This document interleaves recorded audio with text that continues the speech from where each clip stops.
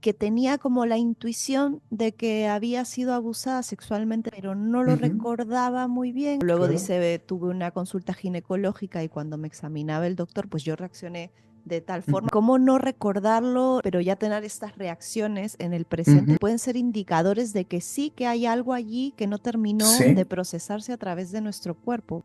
Puede ser que una persona tenga un mal recuerdo o tenga alguna señal de que quizás hubo un abuso y quizás nunca lo hubo. He sido testigo de otros tipos de terapia en que el terapeuta interpreta de entrada esto como un abuso sexual. Y el problema es que existe una buena probabilidad de implantar un recuerdo que no sea real. Y eso es igualmente peligroso que un trauma. Cuando hay trauma, el cuerpo funciona de manera automática. Entonces, si yo lo relajo de manera consciente, se va a relajar quizá, pero después, al entrar en contacto con las pistas que le recuerdan el trauma, se va a activar de nuevo. Entonces, lo que buscamos en somática es no hacer nada consciente para relajar al cuerpo, sino que simplemente observarlo y permitirle que se regule de forma automática.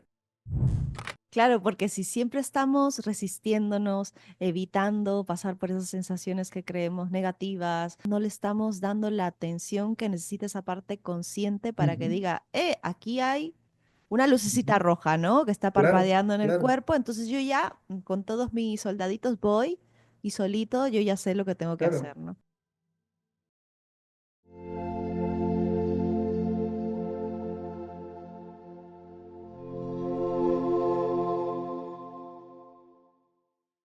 Bienvenidos a un nuevo episodio de Únicamente. Hoy tengo el gran agrado de compartir este espacio con José Guridi. Él es psicólogo certificado en experiencia somática, que es el tema que vamos a tratar hoy. Bienvenido, José. Gracias por compartir este espacio conmigo hoy. Muchas gracias a ti, Dan. José, cuéntanos para los que no conocemos casi nada o muy poquito sobre qué es la experiencia somática y qué es lo que te llevó a certificarte en este tipo de terapia. Ok, bueno, son dos preguntas bien distintas. Eh, Parto por contarte quizás qué es lo que me llevó a certificarme, que es una respuesta más fácil y después entramos en lo otro. En Perfecto. realidad, más que llevarme algo a certificarme en experiencia somática, experiencia somática me trajo a la psicología. Mm. Así que fue al revés. Yo partí en una época, quizás, no sé si puedo aquí intercalar una pequeña historia de mía. Yo no soy psicólogo de adulto, ya de viejo. Yo partí mi vida universitaria estudiando física y trabajé buena parte de mi vida en informática. Y en mis 40 y algo recién me topé con el mundo de la psicología. Y me topé con este mundo entrando a una formación de experiencia somática. Por eso te digo que cuando tú me dices por qué llegué a experiencia somática, más bien experiencia somática me trajo un poco a la psicología. Llegué a ese mundo buscando algo personal en realidad, no buscando ser terapeuta, y en ese transcurso me entusiasmé con la idea de ser terapeuta. Y luego de eso estudié psicología. Entonces, por ahí llegué a experiencia somática. Ujú. Eh, bueno, ¿y qué es lo que es experiencia somática? Experiencia somática es la definición así como de libro, es un abordaje del trauma, un abordaje y tratamiento, una forma de mirar y de tratar el trauma que funciona un poquito de abajo hacia arriba en relación a la psicología normal. En lugar de partir por las ideas y la razón, que es por donde parte normalmente la psicología, experiencia somática parte desde la biología, desde la parte más autónoma del cerebro y del sistema nervioso. Y desde ahí va subiendo hacia las comprensiones racionales que vienen a darse más bien al final en lugar de al principio. Es una manera de mirar la terapia como con un camino inverso.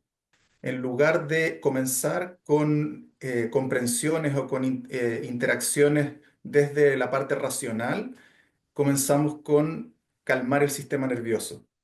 En somática, una premisa es que no se puede llegar a comprensiones racionales si el sistema nervioso está alterado de partida.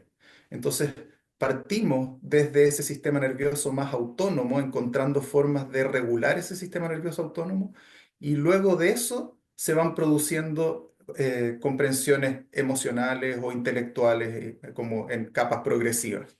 Entonces eso es una manera un poco inversa de trabajar que en la psicología tradicional.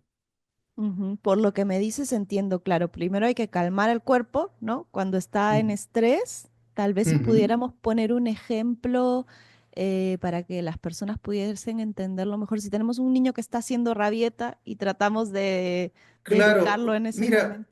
exacto, cualquier persona, un niño o un adulto que está en una crisis de pánico o cualquier persona que está en un estado alterado de su sistema nervioso, es como un ejemplo clásico, no sé, cuando una persona está intranquila o está con ansiedad, si tú le dices, bueno, tranquilízate, eso evidentemente todos sabemos que no tiene ninguna utilidad, que es imposible porque no está en su capacidad razonar consigo misma y tranquilizarse. Entonces, buscamos formas que tienen otro camino para calmar ese sistema nervioso. Y cuando ese sistema nervioso está en calma, recién ahí pueden surgir otras comprensiones, otras vías de comunicación. Entonces, esas vías para calmar el sistema nervioso son diferentes. Tienen que ver con la corregulación, tienen que ver con gestos, con comunicación no verbal, con generar un entorno de calma, un entorno de seguridad, con llevar a la persona, también con el diálogo, pero con un diálogo que está enfocado hacia la conciencia de la persona de su estado, del estado de su sistema nervioso. Una componente que es bien importante en experiencia somática es lo que llamamos la sensación sentida. Entonces, una herramienta como principal en experiencia somática es acompañar a la persona a estar consciente y acompañarse a sí misma en su estado interno del sistema nervioso, a ser consciente de las sensaciones físicas de su cuerpo. Cuando la persona se hace consciente de las sensaciones físicas de su cuerpo, el cuerpo mismo es como que recibiera una especie de doble feedback y el cuerpo empieza a eh, desplegar sus propios mecanismos de autorregulación. El cuerpo está hecho para autorregularse. Entonces, cuando hay una persona que te acompaña y te orienta en cómo atender tu cuerpo, en cómo poner atención a tu cuerpo y a las sensaciones, que es algo que suena muy, sí, muy sencillo cuando uno lo dice, pero en la consulta uno se da cuenta de que muchas personas simplemente no entienden qué es ni siquiera una sensación física. Las personas confundimos lo que son ideas, emociones, sensaciones físicas propiamente tal, como que no hay una distinción clara porque es algo que no hacemos habitualmente. Entonces, cuando uno acompaña a alguien a distinguir lo que es una sensación física y concentrarse en lo que está pasando en su cuerpo, el mismo cuerpo empieza a desplegar mecanismos de autorregulación. Mm. Ahora que lo explicas de esta manera, y tal vez podamos poner un ejemplo, a ver si podemos dar una pequeña herramienta para que la gente que tal vez tiene estas venidas, estas olas emocionales tan fuertes, ¿no? Que tal vez las sienten desbordantes en el cuerpo y no tienen herramientas para saber Mm. sobrellevarlas, ¿no? Por lo que me dices es como bueno, ahora se me ha ido, ¿eh? Te Es hablaba de como, sí, de la sensación sentida, del hecho de poner atención en las mm, sensaciones físicas de tu cuerpo y partir por distinguir qué es una sensación física. Muchas veces a una persona tú le preguntas, ¿qué estás sintiendo en tu cuerpo? Y te dicen, por ejemplo, frustración. Pero la frustración no es una sensación física, la frustración es una emoción, una idea, eso está acompañado, las emociones siempre están enraizadas en el cuerpo, pero cuando tú vas al cuerpo, una sensación física es, qué sé yo, la tensión muscular, una sensación, a veces son difíciles de describir, sensaciones como eléctricas en el cuerpo, temblores, sensaciones como a lo mejor cuando uno está con ansiedad, a veces se usa un lenguaje metafórico para describirlas porque, qué sé yo, uno siente como que está ardiendo el pecho o que el pecho está contraído o expandido. ¿Te fijas? Esas son sensaciones físicas. La gente tiende a confundir lo que es una sensación física con lo que es una emoción, una idea, un pensamiento, etcétera. Ujú, Cuando realmente te enfocas en lo que está pasando en el cuerpo, físicamente en el cuerpo empieza a desplegar mecanismos de autorregulación. Eso es lo que te decía hace un rato. ujú. Sí, ahora que me vuelve es como, claro, le estás dando espacio, ¿no? Ujú. Para que se exprese y le estás dando toda tu atención, mucho más allá de la mente, ¿no? De por qué estoy sintiendo esto, es un, Exacto. vamos a Y ahí simplemente... pasa otra cosa. Muchas veces eso le tenemos un poco como de susto a estas sensaciones físicas. Entonces, al tenerles miedo, eh, tratamos de escapar de ellas, cuando en realidad la vía para que el cuerpo se relaje, en vez de escapar, es acompañarlas. Si uno le pierde el miedo a esa sensación física y la acompaña, normalmente esa sensación física empieza de a poco a regularse. Ahora, tú me pedías recetas, es un poco compleja esa pregunta porque justamente es difícil para alguien que no tiene esta experiencia, que no sabe cómo hacerlo, es difícil poner en práctica una receta. Por eso existe un terapeuta que en el fondo en este viaje te acompaña y te va orientando de cómo hacer eso en el minuto.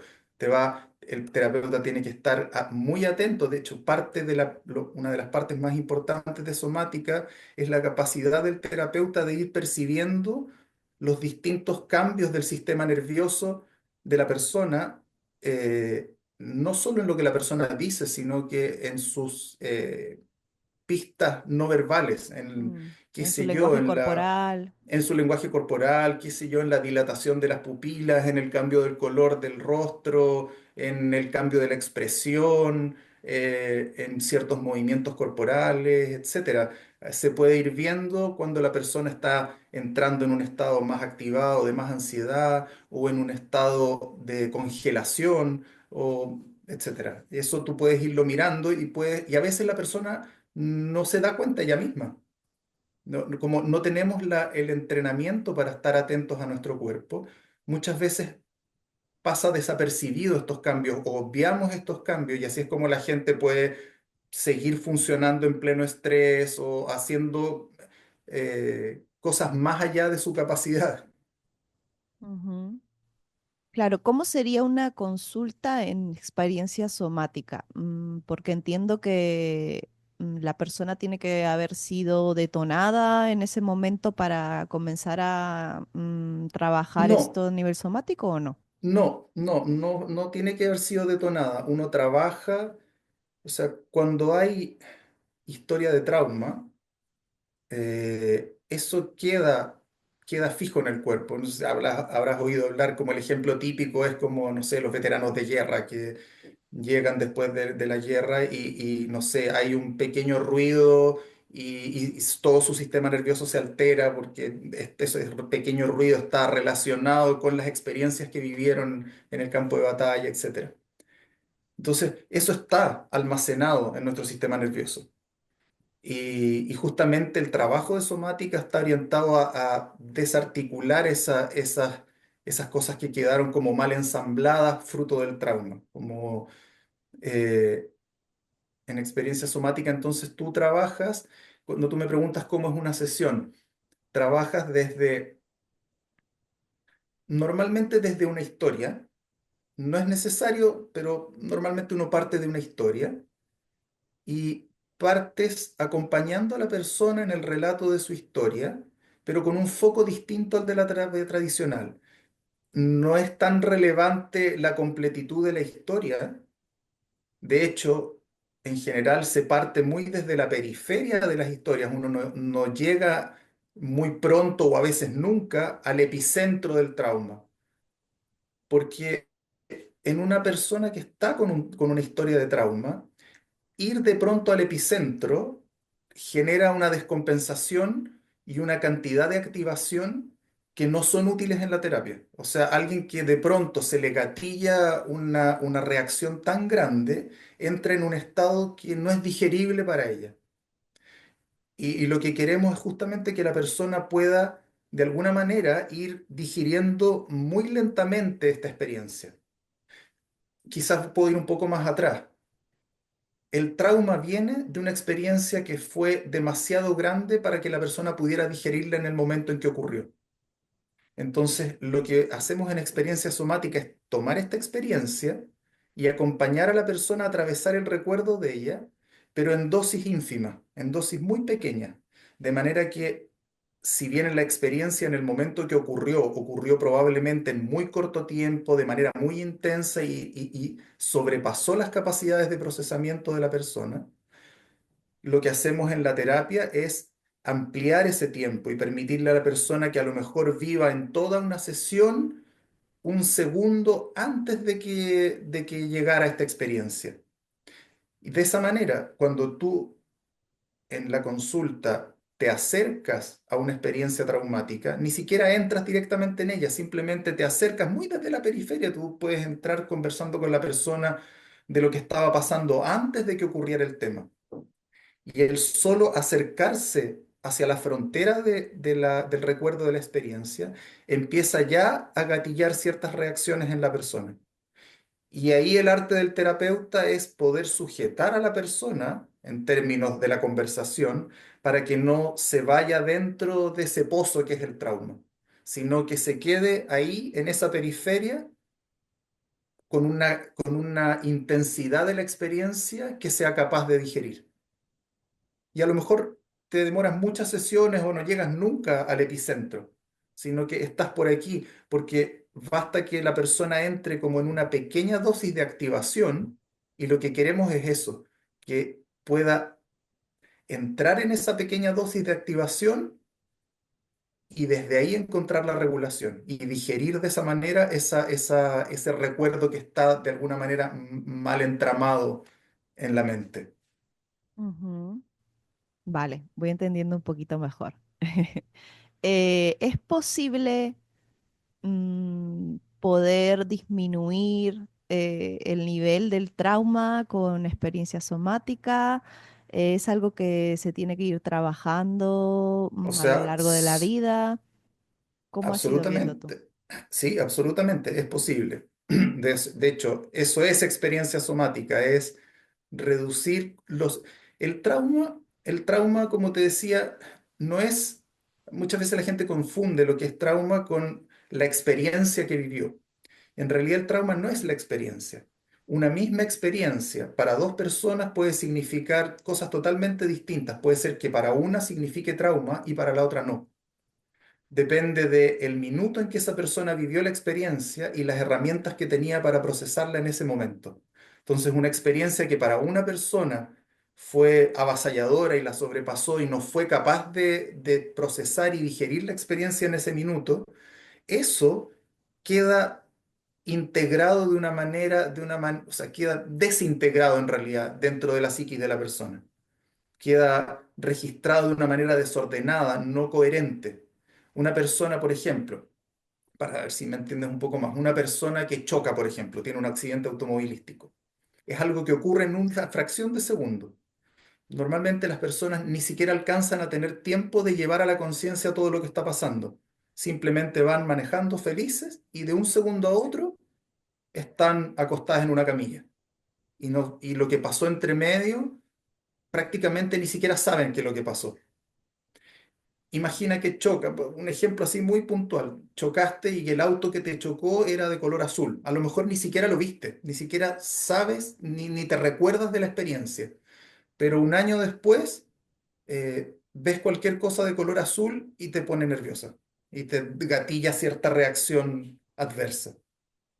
Eso es una memoria traumática, es una memoria que queda en un nivel inconsciente y que, no, que queda como desestructurada, que queda fuera de tu relato. Tú no tienes un relato coherente de lo que ocurrió durante esa experiencia. No hay una historia como me podrías contar, no sé, es que ayer fuiste al cine y me puedes contar. cuando entraste al cine, que compraste palomitas, que te sentaste, que viste la película, todo ese relato, en general cuando hay trauma no está. Yo sé, mira, no sé, estaba manejando y de pronto estaba en una camilla y no tengo idea de lo que pasó. O recuerdo vagamente un color azul y cuando lo recuerdo me dan náuseas o me provocan como una activación muy grande, etcétera. Cuando tú después llevas eso a terapia, a la sesión de somática, empiezas a deshilar toda esa escena y a como desensamblar esos recuerdos que están mal estructurados o que están desestructurados. Empiezas a recuperar un poco el hilo hasta donde se puede y empiezas como a desactivar estas asociaciones que quedan, qué sé yo, la asociación de que te decía recién del color azul con una activación enorme. Tú al empezar a ir de a poquito entrando en la escena, la persona a veces hay recuerdos físicos. La persona puede haber tenido gestos de defenderse del choque y que ni siquiera fueron conscientes. Esos gestos a veces aparecen en la terapia y la persona ni siquiera identifica muy bien qué es lo que son. Hay pequeños gestos físicos de un brazo que se levanta o hay un dolor en un brazo que no tiene una explicación rara y que tiene que ver con la experiencia que la persona vivió. Y de a poquito, cuando se van haciendo conscientes estas sensaciones físicas, a veces el terapeuta va ayudando cuando va descubriendo este tipo de cosas como, qué sé yo, como una memoria muscular de un movimiento. A veces el terapeuta acompaña a la persona a revivir ese movimiento y completarlo. A veces hay reacciones de defensa que quedaron interrumpidas por lo rápido del suceso. El terapeuta acompaña a esa persona a completar esa acción defensiva que no pudo completar durante el evento traumático y a completarla en la sesión. Y eso de alguna manera va ordenando y liberando estas sensaciones traumáticas, va ordenando el recuerdo, ordenando la experiencia dentro de la psiquis. Ujú. Claro, porque Y mira, sí, sí, no sí, sigue, dime. sigue. No, y respondiendo con eso a tu pregunta inicial, ¿se puede curar el trauma con esto? Sí, claro, se puede. Toma Ujú. tiempo, obviamente, esto no es una receta mágica, no es como que en una sesión uno va a hacer un pase mágico y ya no tienes más trauma, no, claro que no. Para distintas personas, distintos eventos, a veces para algunas personas puede tomar mucho tiempo. Es bien difícil decirlo, es muy variable de cada persona. Una persona puede en un par de sesiones, a lo mejor, dependiendo del tema, recuperar su regulación, etcétera, y otras personas pueden tomar años y a lo mejor ir haciendo mejoras progresivas. Es muy variable en realidad. Hola familia hermosa, me tomo un momentito para agradecerte de corazón el que estés aquí viéndonos. Si las entrevistas que hacemos en este canal son de tu interés, entiendo que estás enfocado en entenderte, comprender tu cerebro, comprender tus emociones, conocerte cada vez más a fondo para seguir evolucionando como persona y seguir creciendo. Estoy segura que desde ya eres una luz en el camino de muchas de las personas que te rodean y por ello estoy profundamente agradecida. Para aquellos que tal vez hayan visto esta entrevista, sean nuevos al canal o tal vez ya hayan visto algunas otras, les recuerdo que con solo darle al botón de suscribirse ya están apoyando enormemente a este canal para que sigamos trayendo profesionales de distintos tipos de terapia o personas que ayuden a seguir expandiendo tu conciencia. Muchísimas gracias por ser, por tu apertura mental y por querer caminar este camino de la vida con más compasión y amor hacia ti mismo y hacia los demás. Sí, mira, justamente mi siguiente pregunta, porque has tocado un poco el tema de cómo el cerebro que es tan inteligente y nos protege, Ujú, muchas veces nos cierra la puerta a esa memoria de ese trauma, ¿no? Y no recordamos muy ujú, bien si ujú. pasó, no pasó, Sí, ¿no? claro. Hace poco escuchaba la historia de una chica que tenía como la intuición de que había sido abusada sexualmente de Ok. pequeña, pero no lo Ujú, recordaba muy bien. ujú, Entonces, cuando ujú, hablaba con su terapeuta sobre esto, Claro, lo hablaba porque en el presente, hoy en día, era algo que tal vez estaba frenando las relaciones Ujú, sexuales con su pareja, o luego claro. dice, tuve una consulta ginecológica y cuando me examinaba el doctor, pues yo reaccioné de tal forma Ujú, como tú me dices, ujú. estos Sí, mecanismos claro. de defensa que no terminan de Ujú, expresarse en el cuerpo, ¿no? sí, Entonces, claro. mm, cómo no recordarlo plenamente, tener esta intuición, pero ya tener estas reacciones en el presente nos Ujú, pueden ser indicadores de que sí que hay algo allí que no terminó de sí. procesarse a través de nuestro cuerpo, ¿verdad? ¿Esto te ha pasado mucho? Exactamente, exactamente, sí, exactamente. Ocurre justamente como tú lo dices, hay índices. Ahora, hay indicadores, hay cosas que ocurren. Ahora, como te decía, esto no es una cosa mágica. El terapeuta a veces, o sea, nosotros en somática nos cuidamos mucho de hacer interpretaciones. Y hay aquí un tema bien, bien peligroso, justamente con el tema que tú me comentas del abuso sexual. Eh, Puede ser que una persona tenga un mal recuerdo o tenga alguna señal de que quizás hubo un abuso y quizás nunca lo hubo. Puede ser que nunca lo haya habido y que esas cosas sean señal de otra cosa. Y he visto, no he tenido yo directamente, he sido testigo en sesión con gente que llega y me cuenta de otros tipos de terapia, en que el terapeuta interpreta de entrada esto como un abuso sexual.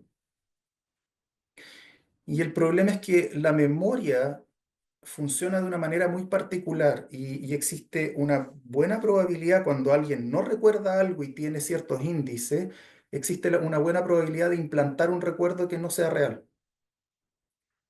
Y eso es igualmente peligroso que un trauma. O sea, si una persona por alguna razón tiene una incomodidad al ir al ginecólogo, qué sé yo, y yo interpreto eso y convenzo de manera a la persona de que eso tiene que ver con un abuso sexual, puede ser que esté inventándole a la persona una experiencia que no tuvo. Y eso, como te puedes imaginar, es tan peligroso como haberla tenido. O sea, puede provocar más daño que cura. Entonces, en experiencia somática somos muy cuidadosos de no hacer interpretaciones. Nosotros podemos acompañar a la persona en este camino de autorregulación con estas activaciones fisiológicas. Y podemos hacerlo incluso sin tener idea de por qué ocurren. Yo te decía antes, una manera de atravesar la sesión de somática es a través de la historia de una experiencia traumática. Pero eso no siempre está disponible.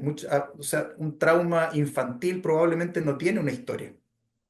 Muchas veces cuando el trauma ocurre cuando un niño es pequeño, de niño uno no tiene esa capacidad, todavía no desarrolla la capacidad de la memoria narrativa. Y las memorias que hay son más bien fisiológicas, emocionales, etcétera. Entonces no hay una historia detrás. Y, y en ese sentido nosotros podemos acompañar a la persona a quizás completar respuestas que intuimos que pueden haber sido respuestas defensivas o a descargar ciertas activaciones, etcétera, pero sin necesariamente inventarle una historia a eso. O sea, no podemos inventar qué fue lo que le pasó a ese niño. Tenemos hoy día las reacciones del cuerpo y podemos trabajar con esas reacciones y encontrar mecanismos regulatorios, pero no inventamos cuál fue la historia. Ujú. Podemos poner un ejemplo pequeño de tal vez, oye, una persona que siempre es detonada en casa por la pareja o por la madre, por quien sea. Es como siempre con esta persona me sale la ira, no la puedo Ujú, controlar. ujú. ¿Qué pequeño consejo o método le podemos dar a esa persona para que comprenda esa ira, para que sepa procesarla de una manera más sana? Ay, soy, como te decía, soy un poquito enemigo de las recetas, de los tips, Mm. porque, porque no conocemos, o sea, no podemos aplicar, es como cuando uno da una receta mágica para todo, las experiencias y las vivencias de cada persona son todas distintas.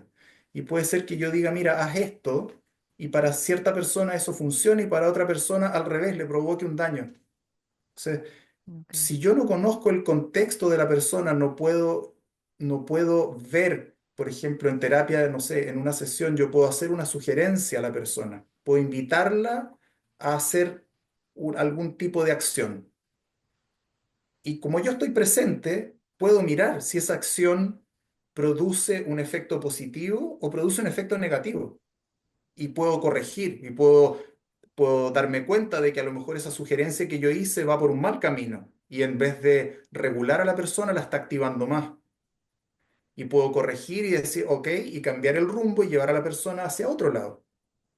Cuando yo doy un tip, eso no existe. Yo digo, hagan esto.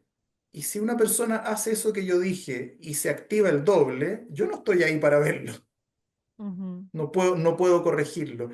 Entonces es como difícil dar tips como, sí, uno puede dar tips muy genéricos como, qué sé yo, como desarrollar un poco más la conciencia de lo corporal, es útil en general, pero también, como te digo, si yo empiezo, me siento solo en mi casa y empiezo a ser consciente de mis sensaciones corporales, y si yo realmente tengo una historia traumática importante, puede ser que eso me active esa historia traumática y no hay nadie ahí para controlarlo. ujú, ¿Te fijas? Entonces sí, puedo dar como ideas generales de que en general estar más consciente del cuerpo es bueno, genera como, es una cosa que promueve la autorregulación, pero, pero como te digo, soy enemigo de dar tips generales. vale, muy bien, no pasa nada. Puedo comprender lo que nos explicas. Explícanos un poquito cómo es que funciona nuestro cerebro, tal vez después de un evento traumático, y cómo es que vamos entrenando ese cerebro para ir saliendo del trauma ya en terapia. Un Mm, poco, ese lado un poco más científico, si es que nos puedes explicar, por favor. ujú. Mira, desde una visión muy simplificada, el cerebro tiene algo así como tres niveles. Es una versión muy simplificada. Eh, Yo tampoco, ojo, yo tampoco soy neurocientífico, ¿ah? No voy a hablar tampoco en detalle del cerebro porque no es mi campo. Pero desde una versión muy simplificada, el cerebro tiene tres niveles. Un nivel que se llama, normalmente lo llaman el cerebro reptiliano, que se llama reptiliano, le llaman así porque evolutivamente lo compartimos incluso con los reptiles. Es como la parte más antigua del cerebro. Y es la parte que está más íntimamente asociada al cuerpo. Es la parte que regula nuestras funciones vitales, nuestra respiración, el ritmo cardíaco, etcétera. Todas las cosas que nos mantienen vivos y que funciona prácticamente de forma inconsciente. O sea, tú no estás pensando en que necesitas respirar, no estás pensando en a cuántos latidos por minuto necesita tu corazón estar funcionando. Tú simplemente funcionas y esa parte del cerebro va viendo qué es lo que el cuerpo necesita de acuerdo a las circunstancias. Después, en un segundo piso, está el cerebro límbico, la parte que llamamos también como, así como el otro lo llamamos reptiliano, este es como el cerebro mamífero, que lo compartimos con todos los mamíferos y que es en la parte del cerebro donde ocurre el ámbito más emotivo, más emocional. Y finalmente hay un tercer piso, que es la parte más nueva del cerebro, evolutivamente, que es la corteza cerebral, y particularmente la corteza prefrontal, que es la que es en el ser humano está más desarrollada y la que nos hace más humanos que el resto de los animales. Eh, es donde están nuestra capacidad de conciencia, de razonamiento, o sea, eso por un lado, tenemos como estos tres niveles. Ahora, también es sabido que una buena parte, si es que no la mayor parte de lo que ocurre en nuestro cerebro es inconsciente. O sea, la parte consciente de nuestro pensamiento es pequeñísima y todo el resto ocurre por debajo de manera inconsciente, ya sea en temas emocionales o autónomos, etcétera. por un lado está esta parte consciente e inconsciente, por otro lado está esta parte autónoma del cerebro, como te decía, el cerebro reptiliano, que es un cerebro que funciona por su cuenta y que es el que está más pegado al cerebro. Eh, perdón, quise decir más pegado al cuerpo. Es la parte del cerebro que está más cerca del cuerpo. Esta herramienta que te contaba antes de de percepción de nuestras sensaciones físicas, tiene mucho que ver con conectar nuestro cerebro autónomo con la conciencia. Hoy día se sabe que hay ¿cómo se llama? La cíngula, es una parte del cerebro que hace como un puente entre la corteza y otras partes del cerebro más autónomas. Y al hacer experiencia somática y como te decía, nuestra principal herramienta es la sensación sentida, es el hacer consciente las sensaciones corporales. Eso de alguna manera va desarrollando y va generando un contacto entre nuestro cerebro consciente y esta parte más autónoma. Cuando tú haces consciente desde tu respiración, el latido cardíaco, la temperatura de las distintas partes de tu cuerpo, las sensaciones de tensión, las sensaciones de relajación, eso es importante también. eh, Muchas personas cuando uno les pregunta qué sienten en el cuerpo, tienen la idea de que solo sienten cuando es algo desagradable. Como que cuando no hay nada desagradable dicen, no, no siento nada. Pero tú también puedes educar a la persona para que se dé cuenta de cómo se siente estar relajado, de cómo se siente estar feliz, de cómo se siente, etcétera, sensaciones positivas. Bueno, toda esa conciencia de las sensaciones ayuda a generar un puente entre esta parte más autónoma del cerebro y la parte más consciente. Y eso genera un camino de retroalimentación en el cerebro eh, que le permite activar, como te decía antes, los mecanismos de autorregulación. Y hay una cosa ahí bien importante en somática que nosotros no buscamos, hay una pequeña distinción con otras técnicas, no buscamos calmar al cuerpo con acciones conscientes. ¿Qué quiero decir con eso? O sea, si yo, por ejemplo, empiezo a eh, hacer una respiración controlada, como podría ser en el yoga, por ejemplo, empiezo a hacer una respiración controlada para relajarme. Eso es una acción consciente para relajar el cuerpo. Cuando hay trauma, el cuerpo funciona de manera automática. Entonces, si yo lo relajo de manera consciente, se va a relajar quizá, pero después, al entrar en contacto con las pistas que le recuerdan el trauma, se va a activar de nuevo. Entonces, lo que buscamos en somática es no hacer nada consciente para relajar al cuerpo, sino que simplemente observarlo, observarlo y permitirle que se relaje o que se regule de forma automática. Porque lo que queremos es que esta parte autónoma del cuerpo reaprenda y ya no reaccione de manera desmesurada a las pistas que lo hacían reaccionar de manera desmesurada antes. Entonces, no, en somática no buscamos, como te digo, eh, hacer una acción consciente para relajar al cuerpo, sino que buscamos observar el cuerpo y permitirle, darle el espacio para que reaprenda y reactive sus mecanismos de regulación automáticos. Ahí apareció el ruido de mis vecinos.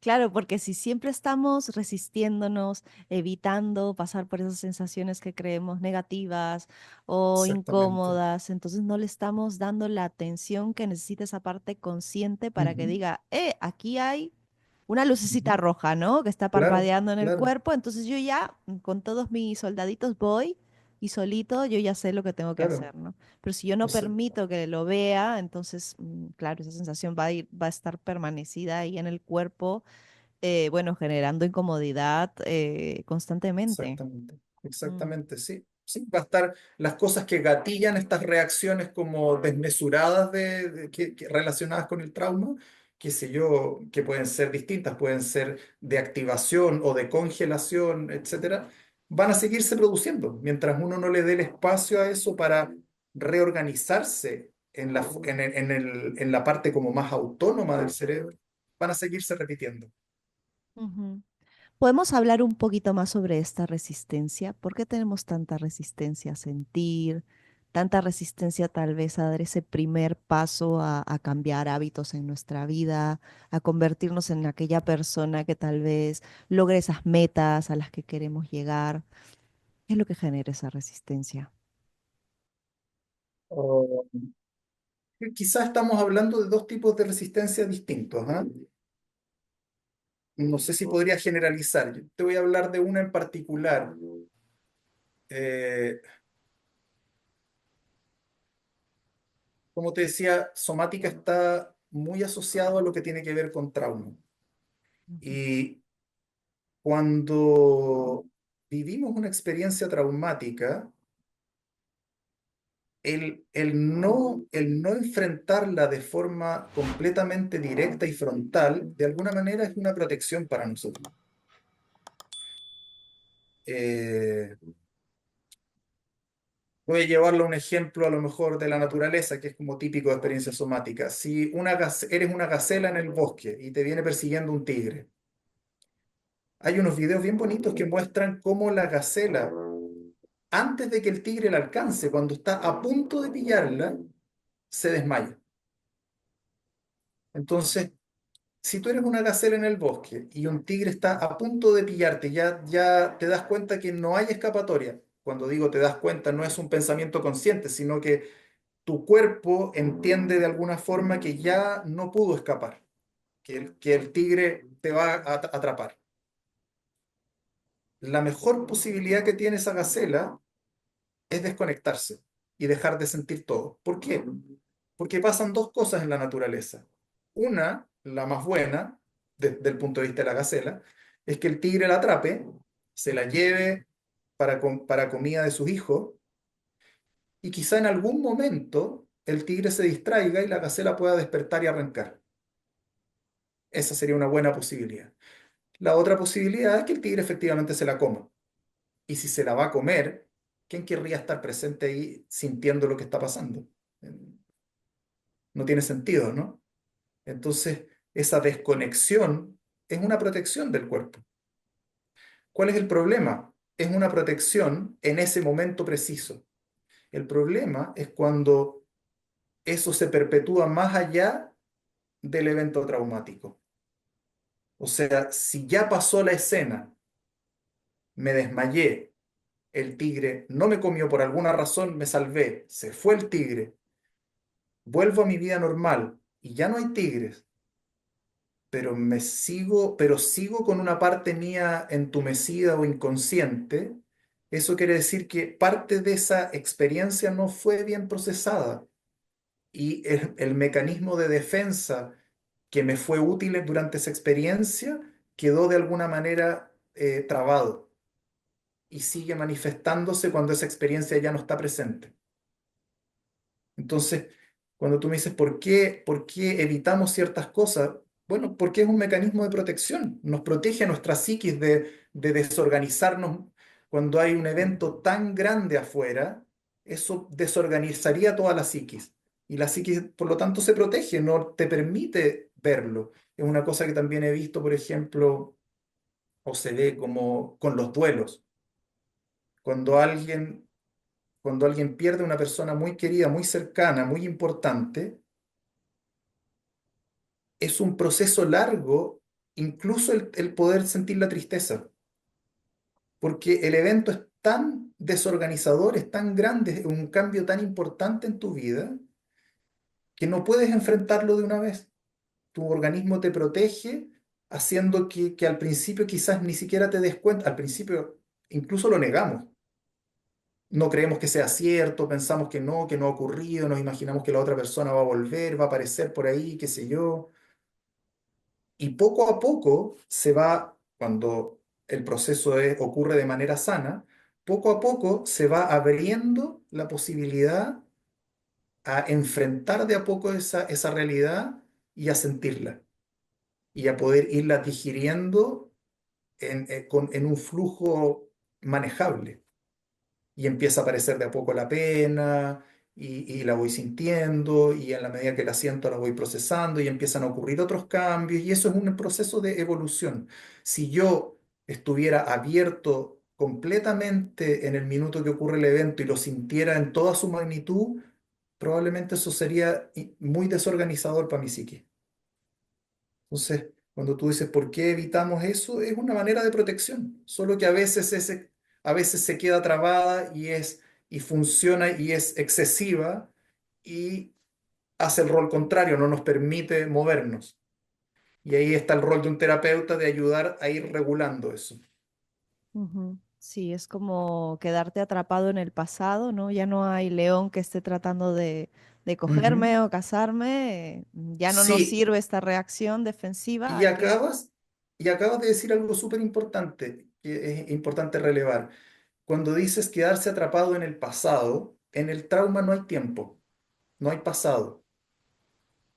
Lo que ocurrió en el cerebro está registrado como una asociación. Es como te decía, choqué, el auto con que me choqué era azul, el azul hoy día yo lo veo y me produce náusea. Eso, esa asociación entre el azul y la náusea, no tiene tiempo.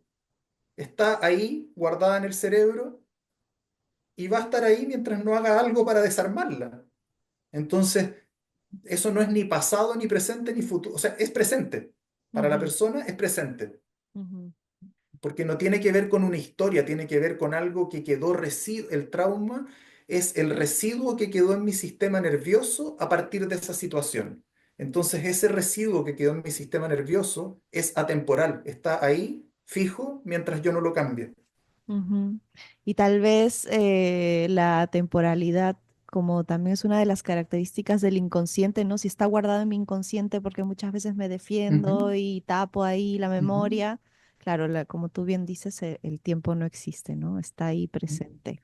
Y eso es un arma de doble filo. Puede ser negativo en el sentido de que se mantiene el trauma, pero también es positivo en el sentido de que si yo trabajo con esa historia traumática hoy día, o trabajo en realidad con los efectos de esa historia traumática hoy día, es aquí hoy día donde está todo eso ocurriendo. Entonces, aunque la historia traumática haya ocurrido hace años, eso igual es solucionable hoy. Aunque yo no puedo cambiar los hechos que ocurrieron, puedo cambiar la manera en que eso quedó amoldado en el cerebro.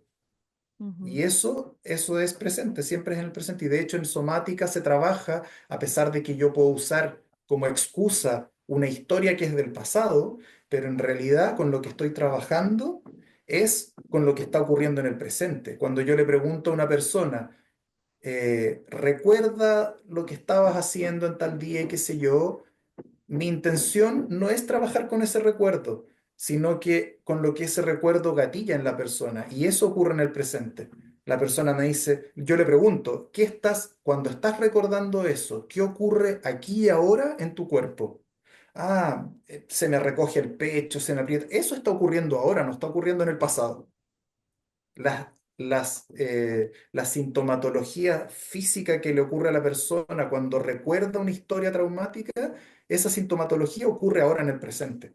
Y con eso es lo que trabajamos, con ese presente. La historia es una excusa. ujú. Claro, y entiendo que como trabajas más con el cuerpo, y antes también nos contabas, claro, puede ser una misma experiencia que para alguien puede haberlo percibido o interpretado como algo traumático, pero para otra persona no, ¿no? Al Ujú. momento de hacer esta terapia, también trabajamos en cambiar un poco la percepción y cómo interpretamos aquello que vivimos, o nos Claro, enfocamos básicamente en el cuerpo. como te decía antes, como te decía al principio, esto es una terapia de abajo hacia arriba. Partimos trabajando con el cuerpo y como subproducto de ese trabajo, en algún momento también cambia la interpretación emocional o racional del evento. Ujú. ¿Has tenido clientes en tu práctica que hayan podido darle la vuelta a esa experiencia y tal vez encontrarle un propósito, un sentido de por qué la vivieron? Am, ¿O tú mismo tal vez? sí, yo no sé si tiene ya directamente que ver con somática eso. No Como importa, te decía al vayamos, principio, como te decía al fluyamos. principio, sí, como te decía al principio, eh, somática, que es otro punto. Somática es una herramienta dentro de la caja de la terapia, ¿cierto? Cuando uno hace terapia, claro, a veces hago somática como así de libro, las menos de las veces, y el resto del tiempo es una Una mezcla. combinación, una mezcla de cosas de mi propia experiencia en realidad, de mi propia experiencia terapéutica. Cada terapeuta al final va coleccionando un set de cosas. Y cuando tú me dices reencontrar el sentido de las cosas, sí, claro que sí. Claro que sí, la gente encuentra el sentido de lo que ocurrió. No siempre, pero desde mi perspectiva, somática está en un nivel un poquito más abajo, más abajo en el sentido, como te decía, de esta cosa de la autorregulación, de lo biológico, y luego, para mí, desde mi perspectiva, eso ya al ir subiendo hacia la capa emocional o racional, se empieza ya a mezclar con otras formas de terapia. Y en ese sentido, yo, si es por adscribir a alguna corriente, me siento un poco identificado con el humanismo. Eh, y ahí hay ya otras técnicas y otras maneras de ver la realidad, ya sí más conversacionales, más en que se entrama mucho más lo emotivo, lo racional y como dices tú, la comprensión del sentido de las cosas, etcétera, ¿sí? Ujú. Pero sí, definitivamente, o sea, es parte de la terapia el entender qué sentido tuvieron las cosas. Aprovecho esta pausa para recordarte que si tú también estás transitando por este maravilloso camino del autoconocimiento y tal vez hayas ido detectando ciertos patrones en tu vida, como por ejemplo en el trabajo, tienes conflicto con tu jefe o con algunos compañeros, o llevas mucho tiempo teniendo resentimientos y conflictos con alguno de tus padres o algún familiar. A través de la bioneuroemoción y el trabajo de sombra, podemos indagar en estos momentos de estrés en tu vida, que en realidad son regalos que pueden ayudar a conocerte mejor, a tomar una perspectiva un poquito más amplia de qué es lo que te está pasando realmente, para poder tener el poder de decidir cambiar tus hábitos y las reacciones que tienes en este tipo de conflictos. Si te resuena y te gustaría trabajar conmigo, puedes encontrar mis servicios en danauyen.com o también contactarme a través de Instagram, @dana.uyen, y te acompañaré desde el amor y la compasión. Sigamos con el episodio, que muchas veces no se dan porque sí, ¿no? Sí, bueno, por poner un ejemplo, hay gente que pues pasa por el duelo de un hijo, que es una de las invitadas que tuve aquí en el Ujú, canal, y ujú, una mujer que pues pasó por todo el duelo, obviamente un ujú, dolor muy grande, pero a lo largo de los años y el ir trabajándose ella y trabajando con más personas, más padres que tuvieron, atravesaron por el mismo proceso, ujú, el sentido que ella le dio fue, mm, entiendo que no ha sido en vano porque a mí me ha dado todas las herramientas para yo ir acompañando a padres que han pasado por lo mismo, ¿no? Como yo lo he podido vivir, puedo ujú, comprenderlos y también puedo ujú. ayudarlos a, bueno, a sanar, ¿no? En ese sentido. Sí, y en ese sentido es algo interesante hacer otra distinción quizás que justo me tocó hacer con una persona hace poco.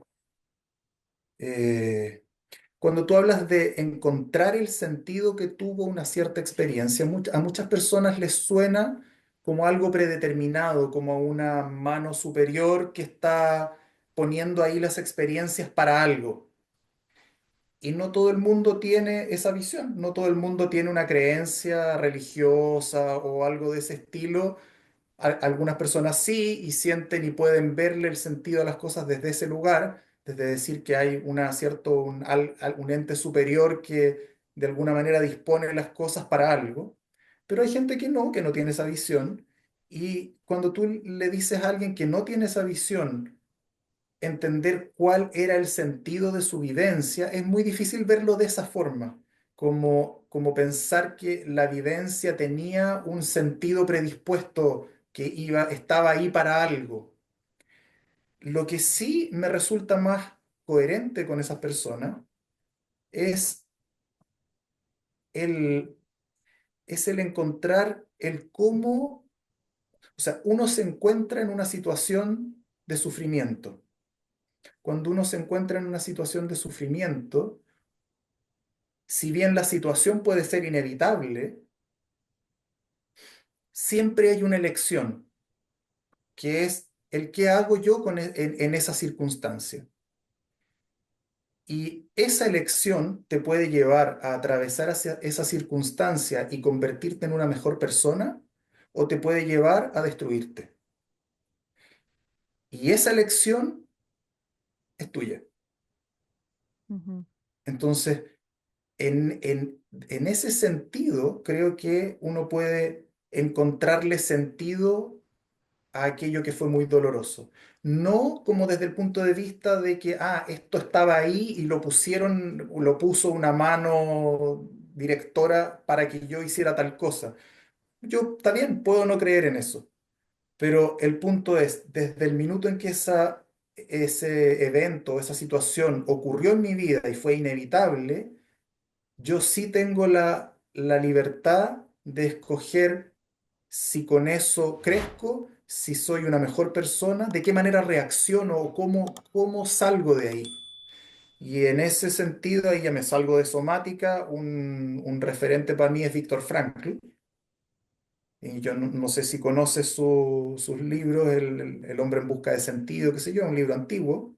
mm, Y Víctor Frankl es un hombre que estuvo en 4 campos de concentración, psiquiatra.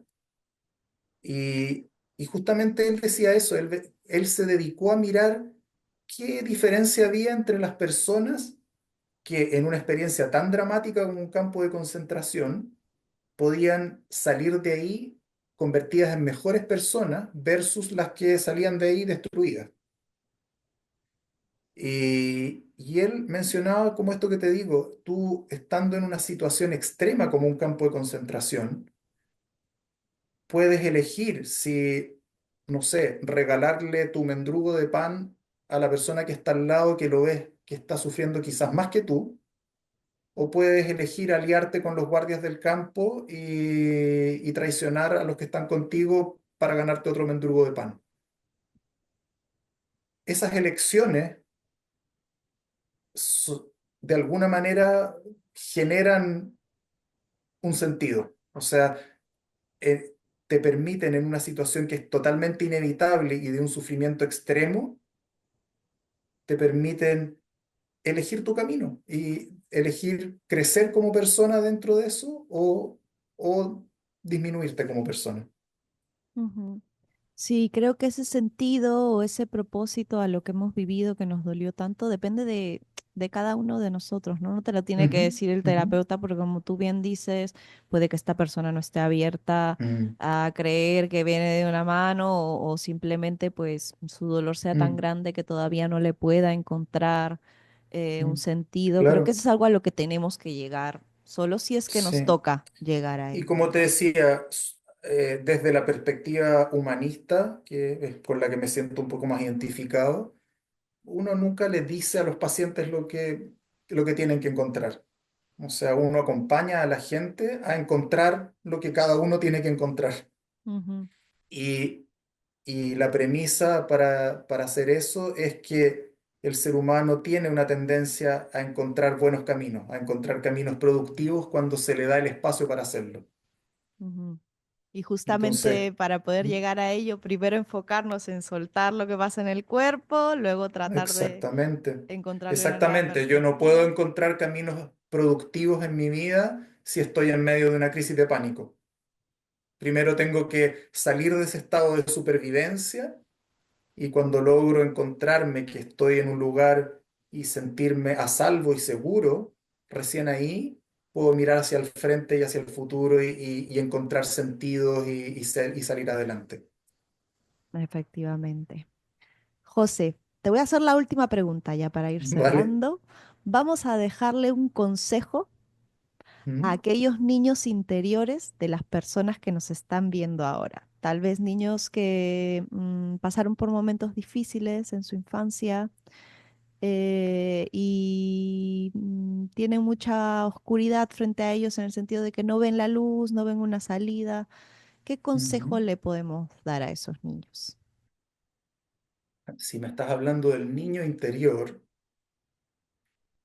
creo que más que darle un consejo al niño interior, le daría un consejo a la persona que acompaña a ese niño interior. Y en este sentido sería acompañar a ese niño a encontrar un lugar seguro, primero. Como te decía, y es difícil dar un consejo específico porque cada persona encuentra lugares seguros en las cosas más diversas. Pero eso sí es importante, encontrar dónde, y me refiero a un dónde con muy amplio. Puede ser situaciones, actividades, personas, vínculos, etcétera. ¿Dónde encuentro un lugar donde me sienta seguro? Donde ese niño se pueda sentir seguro.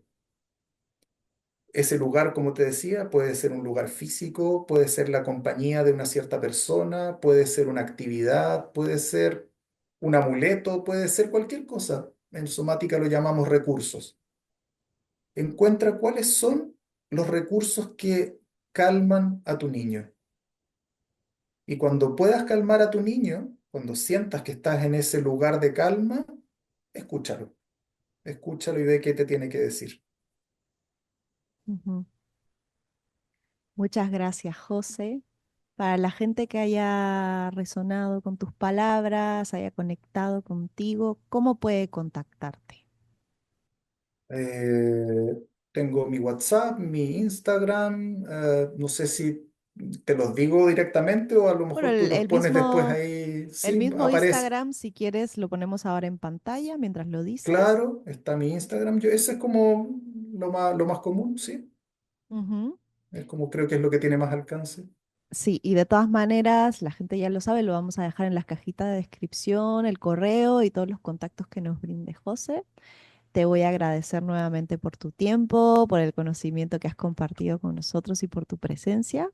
Si quieres dar unas últimas palabras ya para despedirnos. Creo que eso sería todo. Creo que ya hemos hablado bastante como te decía, con este consejo último que me pediste, creo que podrían ser como las últimas palabras. El resto solamente agradecerte a ti por la oportunidad de dar a conocer estas técnicas que hoy en día han tomado ya un poco más de vuelo, pero que no son tan conocidas. Así Ujú. que gracias a eso, agradecerte a ti por la oportunidad y eso sería. Perfecto, José. Muchas gracias a ti ¿Mm? nuevamente y muchas ¿Vale? gracias a esas almas que nos han acompañado hoy. Nos vemos en el siguiente episodio. Adiós. Adiós.